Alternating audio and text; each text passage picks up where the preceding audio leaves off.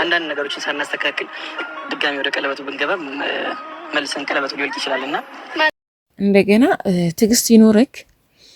ሲቀጥል ምንድን ያልከው ቀለበቱን በምን አምኜ ነው ማስርላት መጠናናት አለ እንትን ማለት አለብን ምናምን እያልክ ነው ያለኸው። መጀመሪያ ሮጠህ ያረከው ቀለበት ምንድን ነበረ? ሄሉ እንዳለችው እንደውም መጠናናት አለባችሁ፣ ሁለታችሁ መታየት አለባችሁ፣ መተዋወቅ አለባችሁ፣ መፈታተሽ አለባችሁ። ገባህ? አብራችሁ መኖር አለባችሁ። በቃ ቤት ተከራይታለች አይደል? ቤት አላት። አብራችሁ መኖር አለባችሁ። ሁለታችሁ አንድ ቤት መኖር አለባችሁ፣ እንደኔ ማለት ነው። ገባ? መተዋወቅ ማለት ያ ነው። እና ልታስደስታት ይገባል። ወንድ ወንድነት የሚሸተው ሴት ልጅን ሲያከብራት ነው፣ ሲወዳት ነው፣ ሲጠነቀቅላት ነው። ቀለበት አሰርክ አላሰርክ ምንም አይጠቅምም። እሱ ልል ነው እንደ ቀለበት አስር ያለውና የትም አትሄድ የሚባለው ነገር ጨዋታ ሳይሆን ቀለበት የልብ መሰረት ነው። የልብ መሰረት ሳይኖረው ቤት አይሰራም አይደል? ይፈርሳል እንጂ የጠበቀ መሰረት ሳይኖረው ቤት አይሰራም ሲጀመር። ይሄ ሁላችን የምናውቀው ነው። ስለዚህ መጀመሪያ የጠበቀ መሰረትን አቋቁመክ ከዛ በኋላ ወደ እንትን መሄድ አለብክ እና አብራችሁ እስቲ ተያዩ፣ አብራችሁ ኑሩ። ከዛ ነው ፍቅር፣ መሰረት፣ ትዳር፣ ህይወት እየጣማችሁ የሚመጣው እንጂ ሁለታችሁም እዛና እዚህ የሆናችሁ መጨቃጨቁ፣ መጣላቱ፣ እንትና ልዩ አንተ ጋር ናት፣ ልዑል አንቺ ጋር ይመጣል እያልክ ምናምን፣ ሮቤል አለ እያልክ ምናምን ጭንቅላትን ከምትጠብጥ እንደ ሚስቴ ናት ሚስቴ ነች ከዚህ ወደፊት ብለህ ካሰብክ አብር መኖር ነው። ምን ችግር አለው? ቀለበት የሰው ልጅን ሊያግድ አይችልም። እውነት አብራችሁ የምትዋደዱ ከሆነ ማለት ነው። ስለዚህ ሁለታችሁም ተለያይታችሁ አታምሩም። አንዳችሁ ለአንዳችሁ ድምቀት ስለሆናችሁ፣ ስለዚህ እንደ እህት ስመሰክርላችሁ በዚህ አሁን በሰለጠነ ዘመን ያየሁን ነገር እያመንክ ማለት ነው። ስለዚህ አሁን ማለት ፎቶሾ አለ፣ ስንት ነገር አለ፣ አስመስሉ የሚጻፍ ነገር አለ፣ ስንት ብዙ ነገር ባለበት ዘመን ላይ እንዲያርገሻል ይሄን ካየው በኋላ ነው እንደዚህ ሆንኩት ምናምን አይሰራም። ባደረከው ነገር አይበረታታም። ስለዚህ ሰው የሚወደውን ሰው ለሌላ አሳልፎ መስጠትም የለበትም፣ አይወድም። የሚያናድድ ነገር ነው። ስለዚህ ከዚህ በኋላ ልዩን መሀላችሁ አስገብተክ እንድትናገራት አታድርግ። አስከብራት፣ ታክብራት፣ ትሂድ። በቃ የራሷን ህይወት ትምራ፣ የራሷን ህይወት መንገድ ትፈልግ፣ የራሷን ህይወት ትምረጥ። በአንተ ትከሻ ላይ በአንተ ጫንቃ ላይ ሆና ሲደብርህ የምትመለስ ሲደብራት አንተ ጋር የምትመላለስ መሆን የለባችሁም። እንትን ሲከፋህ ችለክ ቤት እምነት ጸሎትን አድርገህ ወደ ቤት ተመልሰ የሄሉን ምን አድርጌን ነው ምንድነው ስተታችን ምን ላይ ነበር ስተቱ ብለክ የምታስብ መሆን አለብህ እንጂ ሲከፋክ ልዩ ጋር ሄደክ አብረህ ተዝናንተክ ሄሉን ለመርሳት ያ አይሞከርም። ያ ፍቅር አይሆንም፣ ዘመናዊ ፍቅር ካልሆነ በስተቀር ይሄ ዝም ብሎ እንቆቅልሽ አታድርግ።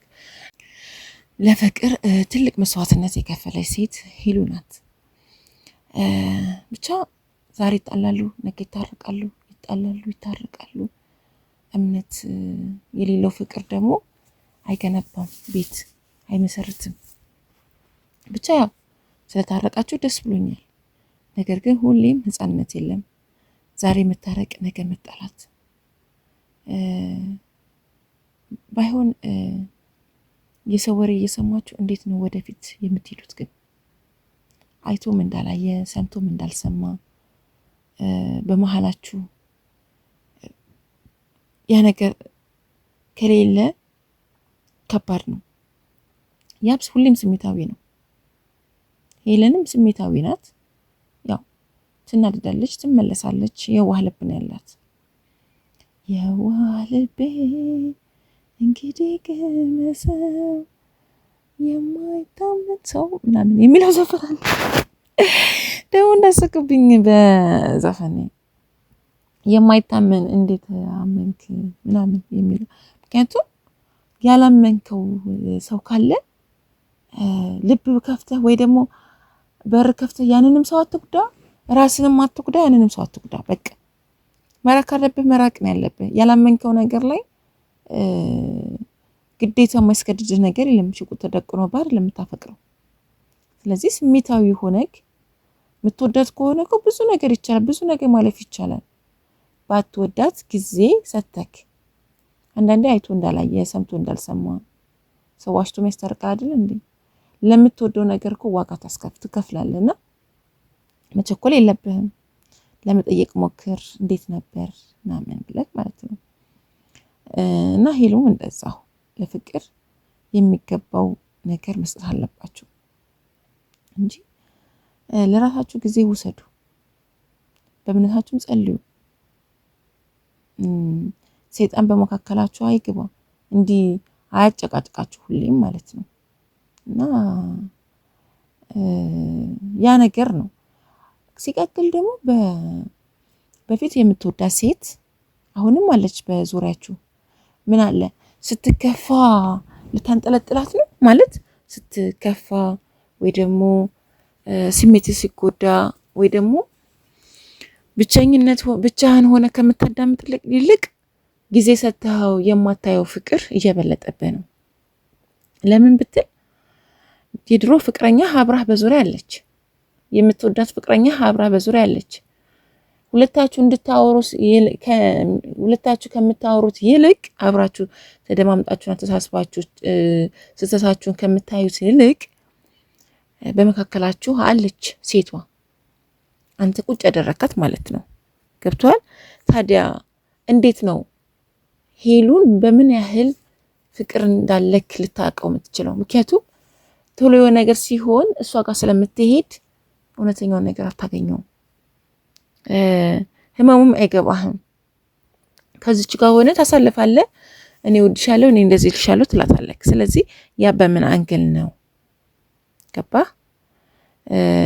ሲቀጥር በዙሪያ አለች ትገኛለች። እና ሄሉ እንዴት ነው የማይከፋት? ባገኘችው አጋጣሚ እኔ እኮ ተውኩልሽ እንደዚህ ሆኖ ነው ብላ ትናገራታለች። የተራ አይደብርም? በጣም የሚያሳዝን ነገር እና መጀመሪያ የራስህን ቦታ በራስህ በኩል ያለው ሳታጸዳ ሄሉ ጋር ያንቺ ሮቤል እንደዚህ ነው ምናምን ማለት አትችልም ሲጀመር ማለት ነው። ገባህ? ስለዚህ አንተም ጋር ያለ ሶስተኛ ወገንን ታቀፈህ ትናንት ልዑልን ስትናገር ነበር። ሶስተኛ የራስህን ወገን ይዘህ ቁጭ ብለህ በሄሉ በኩል ያለውን ብቻ እንደ ስህተት እየቆጠርክ የምትነጫነጨው፣ የምታኮርፈው፣ የምትናገረው አንተ ነህ። የምትወረውራት ልጅቷን ወደዛ ሂጂ ወደዚህ ሂጂ እያልክ የምትገፈታተራት። ስለዚህ ሄሉ ጨዋ ናት። ማንም ሰው የሚኮራባት ጀግና ሴት ነች። ስለዚህ ደስታህን አጣጥም መጀመሪያ፣ ሶስተኛ ወገን አቅፈክ ሌላ እንቧ ከረዮ ከምትል ማለት ነው። እና ትዕግስት የሁሉ መሰረት ነው። ስለዚህ አሁንም ቢሆን ቀለበቱን ምንድን ነው ያልከው? ቀለበቱን